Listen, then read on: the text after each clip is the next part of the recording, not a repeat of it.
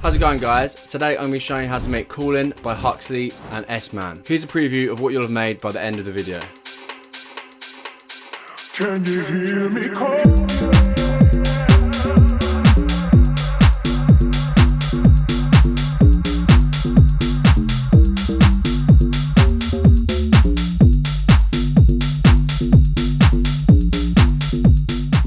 Yeah, there's basically two main elements to this track. Obviously there's the vocal, but we're just going to focus on the bass and the drums today. So yeah, let's start with the bass.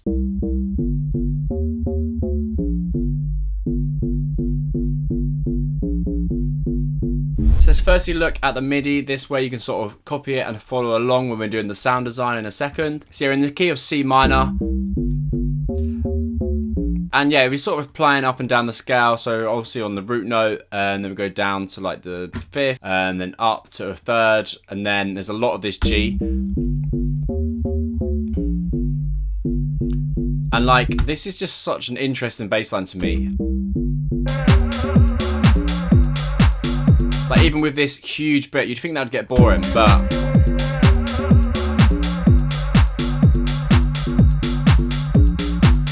I think because the bass sound itself is so heavy, it just like hits even harder. So let's now move on to the sound design. So the bass sound is made in Serum, and it's actually a preset from my Deep House Volume 1 pack. This pack is huge. It has over 60 presets for making Deep House, like the old classics, so like your Gorgon City, them sort of crew, as well as the new Deep House producers like DOD and Sonny Fodera. Although, to be fair, Sonny Fodera's got some old classics as well. So yeah, the link for that pack is in the description. Great, so I'm going to show you now how to make it from scratch. So yeah, it is actually quite a complex patch, I will say. But yeah, I'll try and do it slowly and hopefully be able to follow along. But yeah, obviously if you've got that pack, then just jump to this muted donk. And yeah, let's try and give it a go. Let's go to menu, initiate the preset, go to analog, basic shapes, keep it as a sine wave and pitch it down by 2 octaves. It's going to sound like this.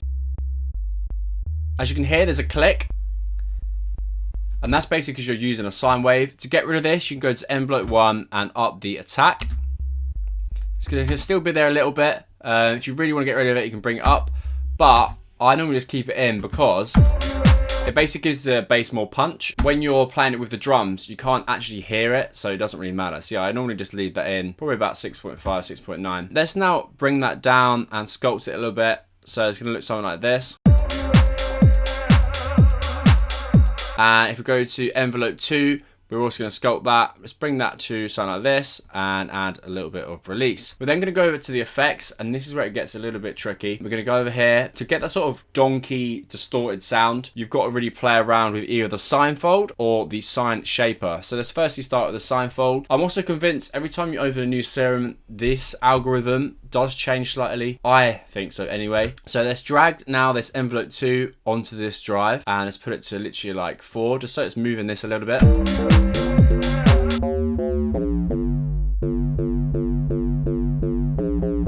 So yeah, it's on 17 and I put it to 4. But as I said, sometimes I feel like it might actually be different and you might need to play around with those settings. We're also going to go to this random, let's bring it all the way down so it's just more consistent.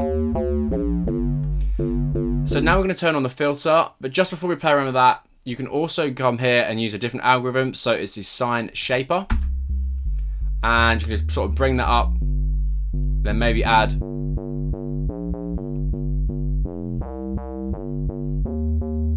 something like that. You also got to bring up that blue a little bit more. But yeah, then we just put it back to what it was on. So it was on the sine 17 and it had 4. See, to me, that's also changed now a little bit.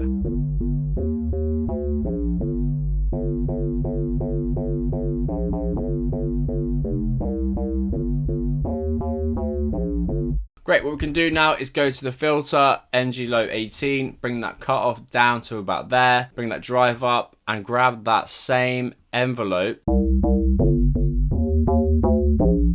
Make that sort of punch, do it on the drive as well.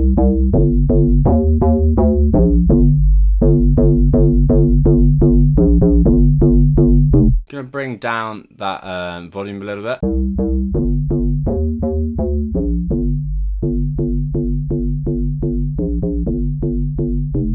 And we can also use these envelopes to now sort of sculpt it. So if you want it to be a bit shorter, and go to envelope 2, we can bring that down. Bring it out. Play it with the rest of the drums, see how it sounds.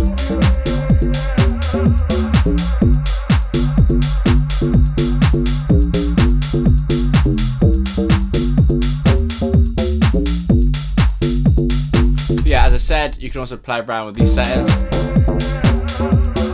The sine fold is a little bit harder to get right than the sine shaper.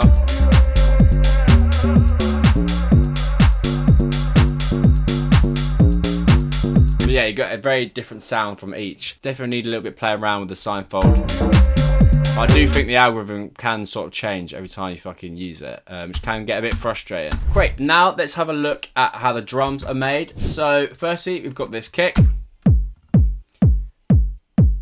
All these drums are from the new Deep House drums pack. I won't go on about it too much. There's basically 300 plus loops, one shots and effects for making Deep House. First, you've got this kick, then you've got this clap, hat, another hat, another hat. I've got 3 hats because I felt there's not many elements, so you sort of want to like stack everything up. And then we've got the shaker, giving it energy, because without that, it's going to be a bit plain.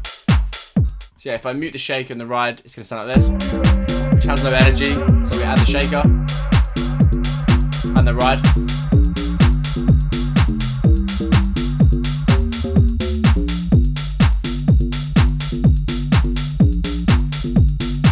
Great, so yeah, in case you're sort of new to Deep House, I'll now show the MIDI. So the kick is on every beat. The clap is on every second beat. The hat is on the off beat. The shaker is every quarter beat. We've also come down here and changed the velocities a little bit and then just copy and paste it like this. And then the ride is sort of pumping up and down. So low velocity, high velocity.